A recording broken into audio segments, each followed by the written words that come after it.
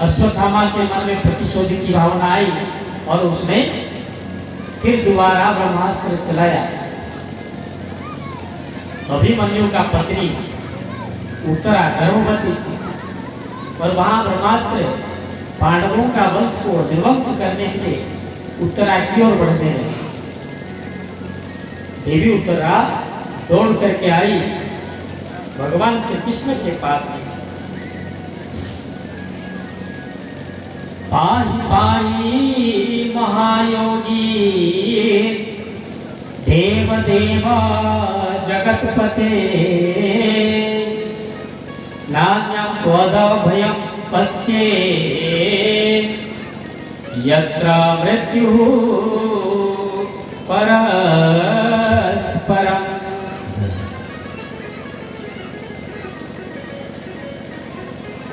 और हे गोविंद आप मेरी रक्षा करो, मैं मर जाऊं लेकिन मेरा गोद में जो बालक पल रहा है वो कभी ना मरे, ऐसा कोई उपाय करो, क्योंकि मेरे कुल का उद्धार करने वाला आप ही तो। हमें इतनी बड़ी बड़ी संकट है और हर संकट की घड़ी में आप ही ने तो आकर के हमारी लाज रखी, इसलिए मैं आपका शरण में आई हूँ।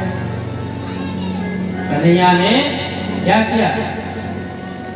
उत्तरा के मस्तक पर हाथ दी, बोले कि बेटी चिंता मत करो, मैं तुम्हारी सुरक्षा में हूँ। भगवान ने एक तरफ तो बाहर मस्तक पर हाथ रखे हैं, दूसरे तरफ उन्होंने के अंगुल प्रमाण पुरुषम छोटा सा रूप बनाया और देवी उत्तरा के गर्भ में प्रवेश कर गए और जाकर के उस समय जो ब्रह्मास्त्र आया था गर्भ नष्ट करने के लिए भगवान ने एक विष्णु का रूप धारण किया, हाथ में शंख चक्र धारण की और उस ब्रह्मास्त्र को का जो तेज को नाश कर दिया। बोले वृंदावन बिहारी लाल की जय। और जो गर्भस्थ शिशु है वो सुरक्षित हो गया। वहां गर्भस्थ शिशु ने देखा ये चार भुजों वाला कोई पुरुष आकर के चक्र सुदर्शन और गदा लेकर के उनकी सुरक्षा कर रहा है, गर्भ के चारों तरफ घूम करके उनकी सुरक्षा कर रहा है। तो भगवान कृष्ण ने उत्तरा को आशीर्वाद दिया।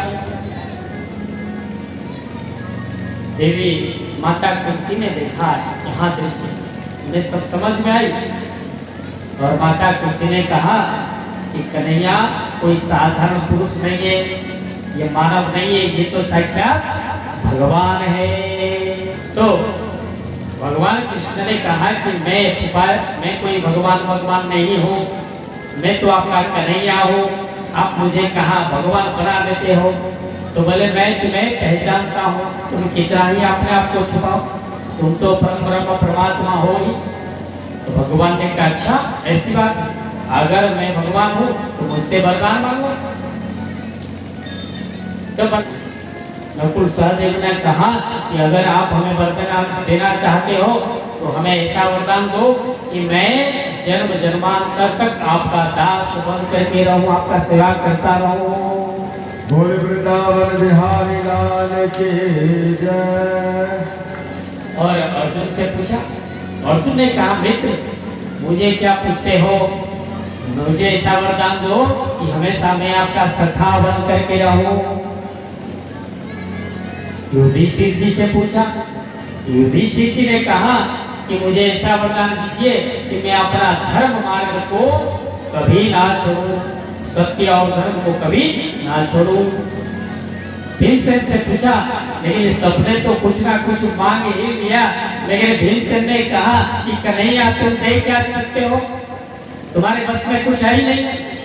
तो बोले अच्छा ऐसा कैसे हो सकता है? तो बोले इसलिए कि जो व्यक्ति जैसा कर्म करता है वैसा ही फल पाता है।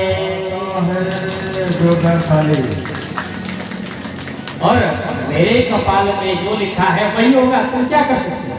हाँ अगर तुम देना चाहते हो तो क्या दोगे? ना भरपेट भोजन मिलता रहे। भीमसेन खाने वाले थे ना, बड़े ज्यादा खाने वाले थे, तो बोले हमको कभी भोजन का कमी ना हो और मैं भोजन का कमी। तो कर्म जो है ना संसार में सबसे बड़ा होता है। कर्म प्रधान विश्व करी राखा, जो जस करई सो तस फल चाखा।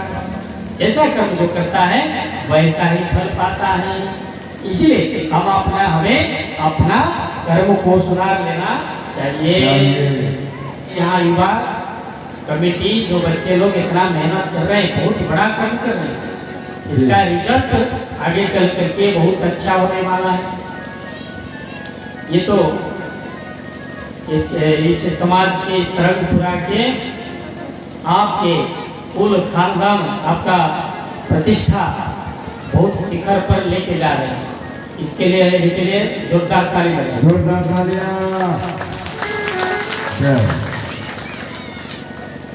तो अंत में द्रौपदी युधिष्ठिर का बारी तो चली गई, अब आए किसका बारी? देवी कुंती का। द्रौपदी को पूछे क्या मांगते हो?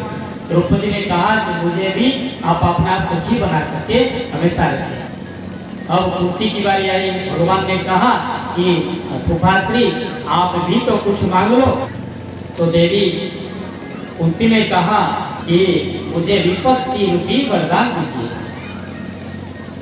विपदः संतुनः शाश्वत तत्र तत्र जगद्गुरु भावको दर्शनम यत्स्यात् न पुनर्भव दर्शनम। भगवान विष्णु ने वामन भगवान का अवतार धारण किया, भिक्षु बन करके राजा बलि के पास में आए। और एक माता ने क्या कहा? भगवान ने हमको कुछ नहीं दिया है, हमको इतना कष्ट दिया है, हम कुछ नहीं देंगे।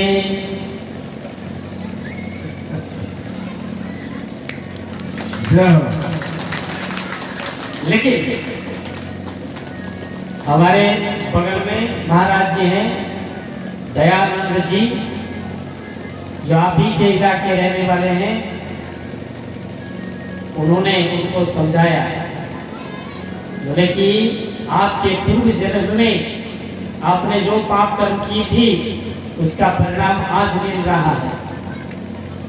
अगर आज इसका अर्थ तो ये नहीं होता कि आज आप पुण्य कर्म करना छोड़ दो। अगर आज आप पुण्य कर्म करोगे तो आगे चल करके इसका परिणाम आपको मिलेगा, आप सुखी बनोगे। आगे चल करके आपको सुख संपत्ति सब कुछ मिलेगा।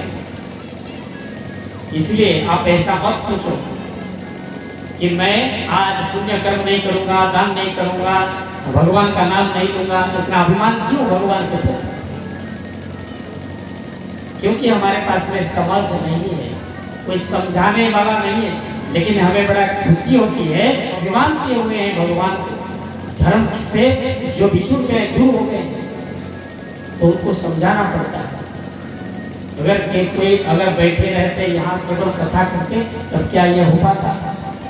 क्या ऐसे लोगों को ला करके इस पंडाल में बैठा सकते? ये तो बहुत बड़ा संघर्ष है, बहुत बड़ा मैंने बहुत बड़ा करना, मान करना। ऐसे लोगों को अगर पंडाल में लाया जाए, कथा में बैठाया जाए, अगर आप कथा को ध्यान से सुनिएगा तो आपका उत्तर आपको मिल जाएगा। किसी को पूछना नहीं पड़ेगा, आपका मन का सारा भ्रम मिट जाएगा।